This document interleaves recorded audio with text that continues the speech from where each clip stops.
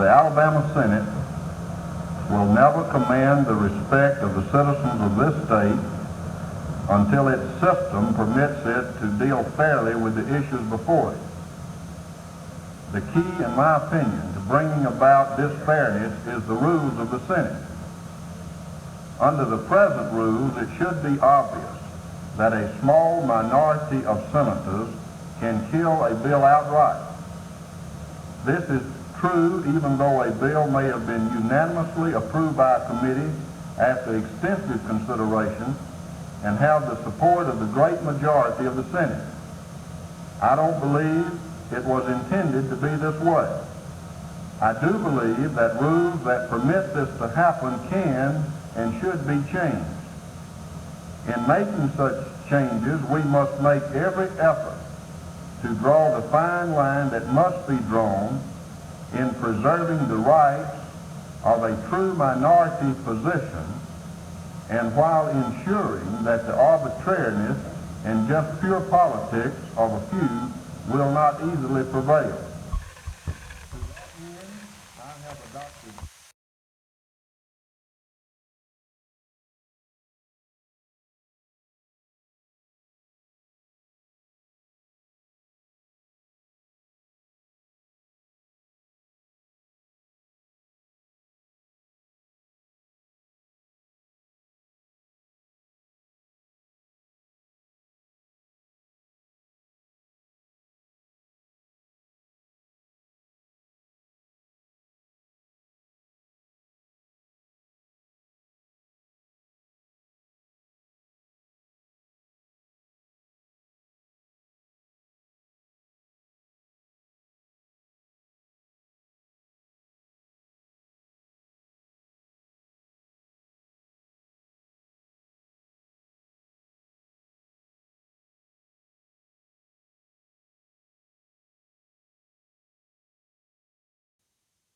here on these bills. These bills have been aired, they've been heard. All right, thank you. And we're going to give each side 15 minutes, so we'll give the opponent of the bill the first. Let them have as many folks they want. You please ask those who are here to testify as clear as we can this morning, and let the people know who's trying to tie up the Senate and who isn't. I would like at the proper time to move that we give a favorable report this morning as soon as possible to all three of these bills. That's the West President fan on these bills. I think if we go ahead and vote on these bills, right? We've heard it, we've seen it, let's get it out and go on with people's business. It's just one thing. I mean, if somebody who has summarized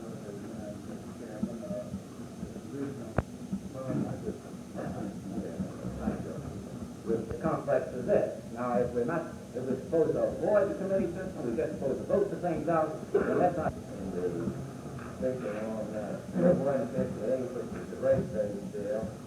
I would say only.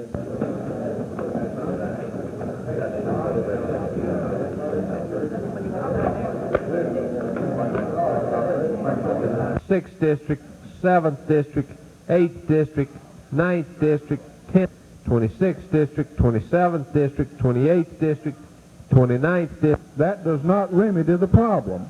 The problem is small, I might add, and it can be remedied with this language that I've got in this bill. So, gentlemen, in the interest of all of us, and especially those of you who may be running for offices other than re-election to this body, it behooves us to get this bill up and pass it, because if we don't pass this bill, it's obvious you'll be running for election when this legislative body is in session. And I don't think you want that. We've got to have this bill. And with that, Mr. President, I would ask unanimous consent of the Senate to bring up the election reform bill at this time.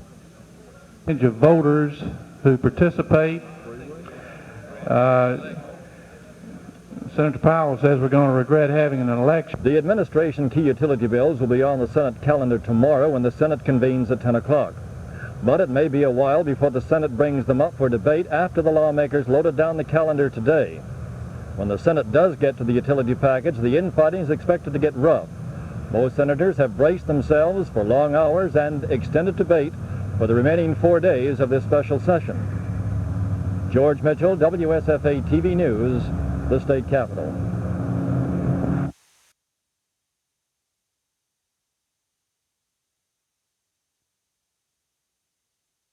And I didn't get up. They pretty soon the telephone rang.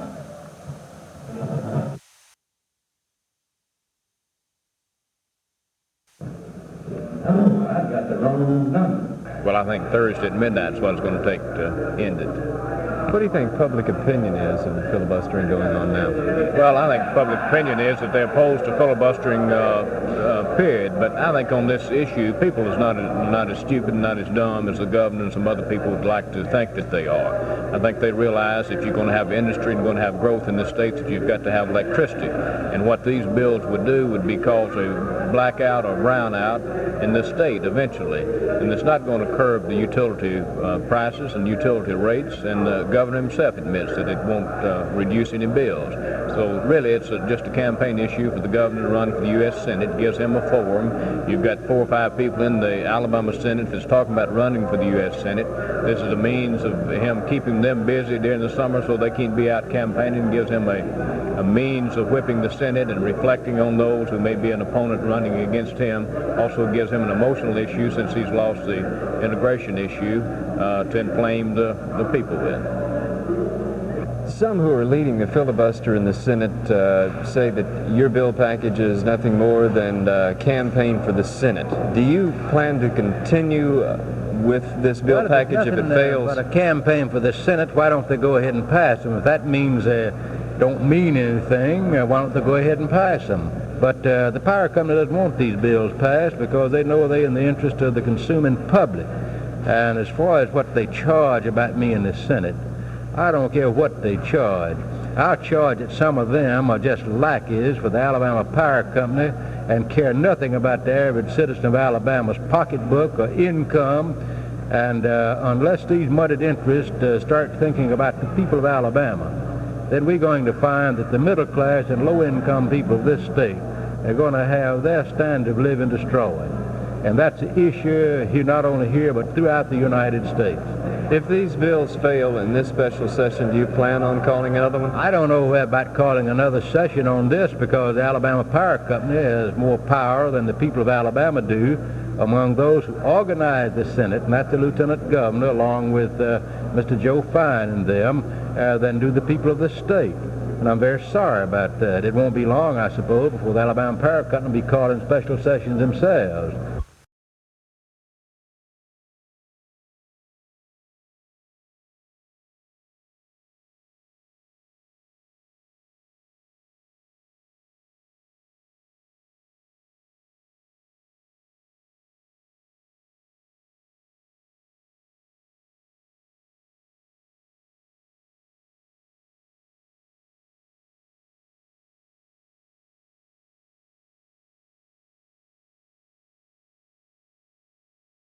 In his truck for Alabama Power Company. Senator Gilmore presiding, the other members of the committee voting. They killed the governor's utility package, and I think it's a sham and a shame and a terrible thing to happen to the Alabama Senate and to the people of the state of Alabama. Joe Fine sat and made the motion to indefinitely postpone or to kill the bills, and Walter Johnson was looking over the shoulder. Walter Johnson of the Alabama Power Company was looking over the shoulder of Eddie Hubert Gilmore, I suppose, orchestrating the entire matter. I have asked the security people here to have Mr. Johnson removed from this Capitol premise because I think the people in the state of Alabama deserve to be represented better than they have been, and it appears to me that as long as Mr. Johnson is on the premises, that he's going to run the show.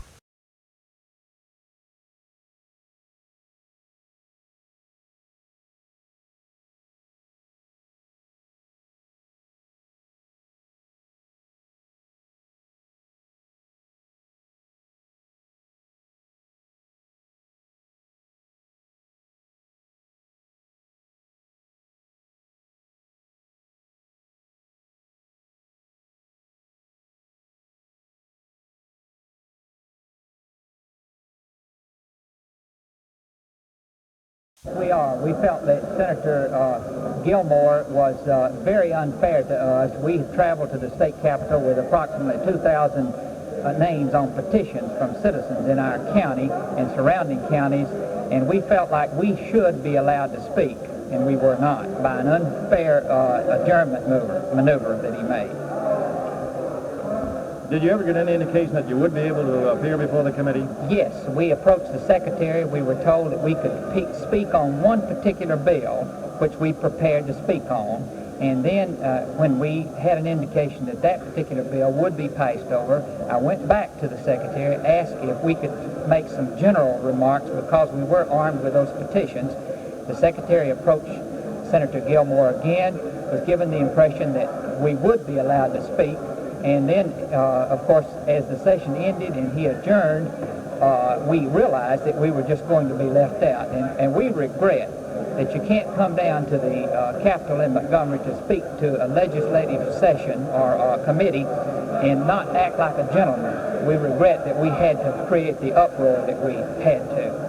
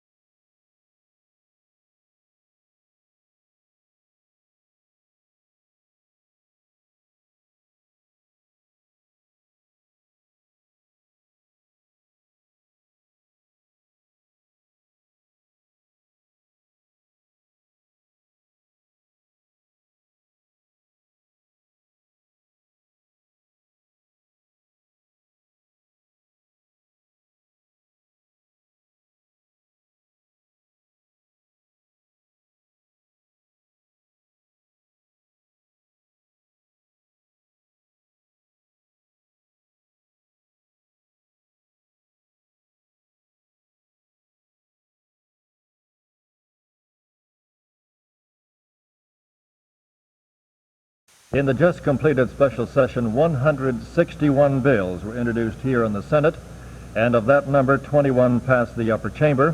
108 died in committee, while 32 died on the calendar. There were 13 Senate bills that were passed by the House and went on to the governor for his signature. There were no local bills passed here in the Senate chamber during the special session.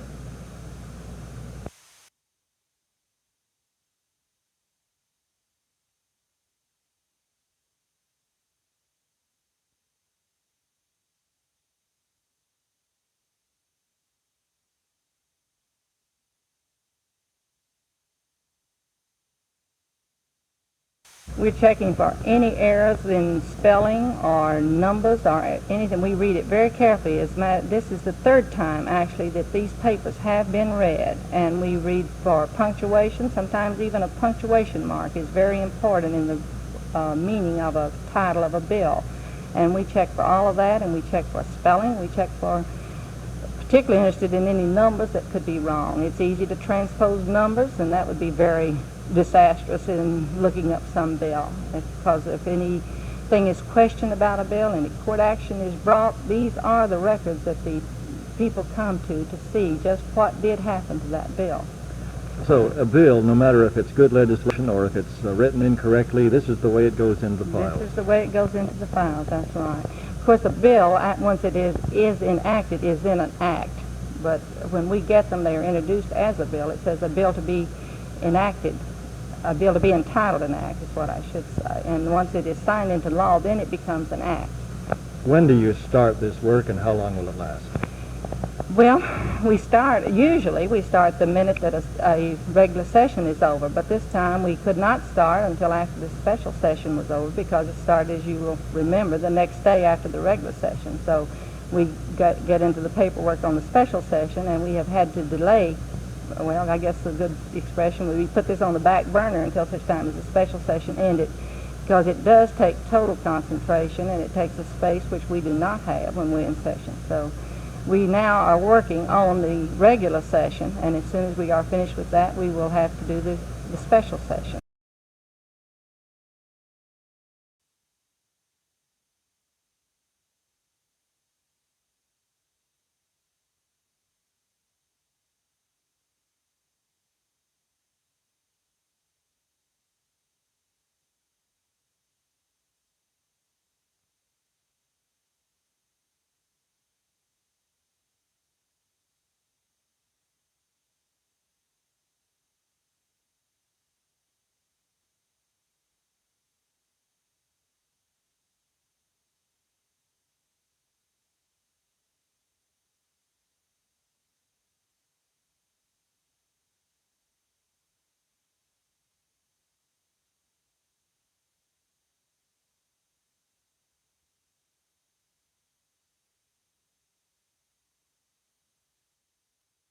Well, the bill now provides $14 million for the two wings on the Highway Department building and the administrative building.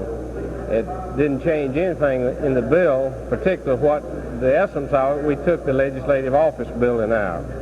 We have $15.6 million that we can purchase the land behind on the east side of the two existing buildings that are in question, and we can build approximately 241,000 square feet of office space.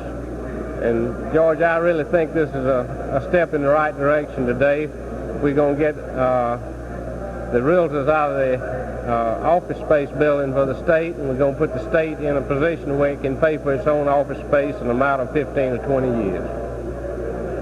So I'm elated with the way that the bill has come across. I'm elated because, in my opinion, it's going to work, and it's going to work without an increase in taxation, and it's going to pay for itself, and that's the way it should have been designed originally. Now, the future is good, as I said also.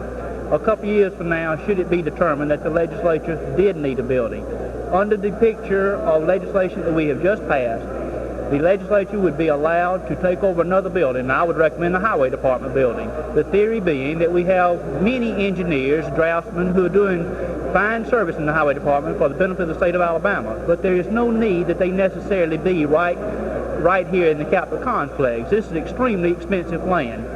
I feel as though it would be logical that the Highway Department would be moved out to the Kilby prison property that the state already owns.